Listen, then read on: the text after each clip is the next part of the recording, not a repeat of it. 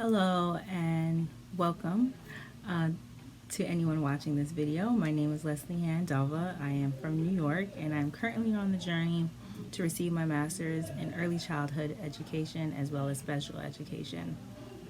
Today I would just like to discuss some of the qualities and dispositions that I find are essential in becoming an educator and just the qualities I think I possess that would make me a good fit for this profession. So, firstly, I like to address that one of my passions is advocating for marginalized individuals.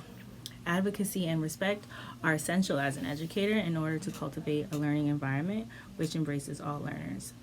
A nurturing environment and a safe space allows us to celebrate differences as well as honoring them as we incorporate different perspectives and cultures. As an educator, excuse me, one should be proactive in building relationships. In order to do so, I think that it's important that we respect one another in order to build that trust. Also, as an educator, our job is to guide and develop students. It's important that we give the kids and students, no matter their age, the tools in order to problem solve while remembering to be respectful and considering different cultures in their problem solving skills. As an educator, I think I will be a great role model in being a global citizen as I strive to achieve that amongst one another and in their thinking. I also believe that an educator should always set high expectations for their students, as well as challenging students to go beyond what they think they're capable of, right? So we know that there are different legislative actions that require us to build goals for our students, but we should also include them in that goal building and just brighten their horizons, right? Again, this just kind of goes back to knowing and respecting the cultures and environments of those that of which they came, but also letting them know that there's more to this world, right? The sky is the limit.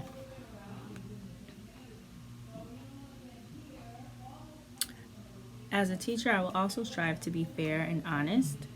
In doing so, I will be holding myself accountable and remaining transparent to families, my peers, and even my students. Being able to reflect on things that I know I need to grow, in the areas I need to grow in, will help students know that no one is perfect and our mistakes are part of our progression. One area that I do know that I will need to strive to better myself in is my professional conduct as far as punctuality goes. Working in early childhood, I've learned that punctuality and your presence daily is crucial. Children and students learn to become comfortable and let their guard down, and it makes the bond and growing our relationships easier. It allows them to trust you because they know that they can rely on you. Your presence is actually a present. The familiarity in your daily attendance lets their parents know that they can count on you, that they can become comfortable in speaking to you, and you are accessible to them. As a professional in education, you are expected to follow a code of ethics, and you're also expected to follow laws, child welfare laws. Your title kind of becomes an extension into your lifestyle. Being an open-minded and compassionate and remaining mindful of this will help you move accordingly and move with integrity in all that you do. You have to remember that your image, your persona, and the way you speak to people is not only a reflection of the person you are outside of your school community, but also transitions and trickles down to the person you will be in your school community.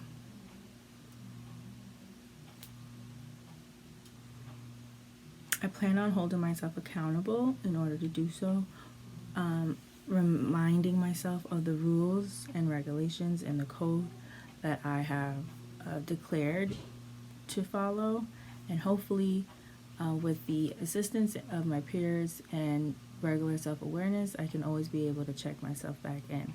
So I hope this message reaches whoever is watching this well. Be safe and take care.